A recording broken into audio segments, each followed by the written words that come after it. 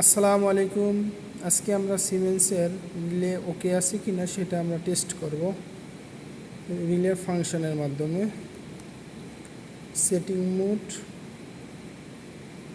এখান থেকে আমরা মেইনটেনেন্স ফাংশনে যাব।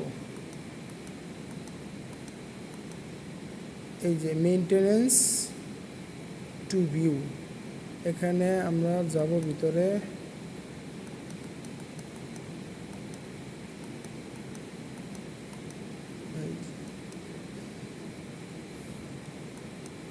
এই যে আউটপুট ম্যাট্রিক্স টেস্ট,